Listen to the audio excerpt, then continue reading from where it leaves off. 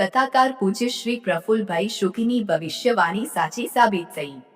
વિશ્વ પ્રસિદ્ધ કથાકાર પ્રફુલ્લભાઈ શુક્લે એક અઠવાડિયા પહેલા અભિનવ સુરત ન્યૂઝ ચેનલના માધ્યમથી પવિત્ર નદી ઔરંગા તટેથી જ્યોતિષી આગાહી કરી હતી કે 23મી ફેબ્રુઆરીએ બ્રહ્માંડમાં રાહુ અને મંગળની યુતિ થવાથી અમેરિકા, ઇઝરાયલ, અફઘાનિસ્તાન, પાકિસ્તાન, ઈરાનના દેશમાં કુદરતી ઉત્પાત, વિમાન દુર્ઘટના અને યુદ્ધના યોગો બને છે। ત્યાં વસનારા આપણા હિન્દુ ભાઈ બહેનોએ વધારે સમૂહમાં જવું નહીં અને સાવચેતી રાખવી। આજે આ આગાહી સાચી પડે છે। હજુ પણ 5 એપ્રિલ સુધી સાવચેત રહેવું પડશે।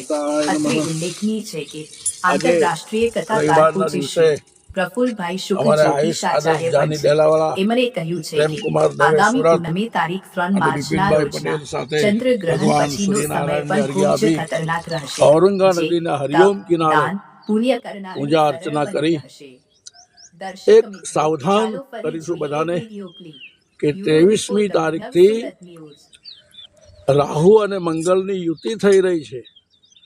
આ બહુ ભયંકર ગ્રહ યોગ છે અને એટલા માટે મેષ, વૃષભ, કર્ક, વૃશ્ચિક અને મીન આ 4 રાશિઓએ ખાસ સંભાળવાનું છે।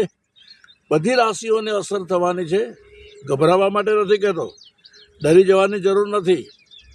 જેના જીવનમાં જપ તપ છે, જેના જીવનમાં દાન પુણ્ય છે, જે સત્કર્મ કરે છે એને આ ગ્રહોની કોઈ અસર નહીં થાય। પણ આ 4 રાશિઓએ મેષ, વૃષભ, કર્ક અને વૃશ્ચિક ને મીન આ 5 રાશિઓએ ખાસ સંભાળવાનું છે। કારણ બ્રહ્માંડમાં એવો ગ્રહ નિર્માણ થઈ રહ્યો છે। ગયા વર્ષે કેતુ અને મંગળની યુતિએ કેવો ઉત્પાદ સર્જેલો, એર ઇન્ડિયાનું પ્લેન ક્રોસ થયેલું એ બધાને યાદ છે। આ વખતે રાહુ અને મંગળની યુતિ થઈ રહી છે એટલે બહુ સાવધાની રાખે। ભગવાન સૌની રક્ષા કરે, ભગવાન સૌને ક્ષેમ કુશળ રાખે એવી સૂર્યનારાયણ ભગવાનના ચરણોમાં પ્રાર્થના છે। બોલો શ્રી સૂર્યનારાયણ દેવ કી જય।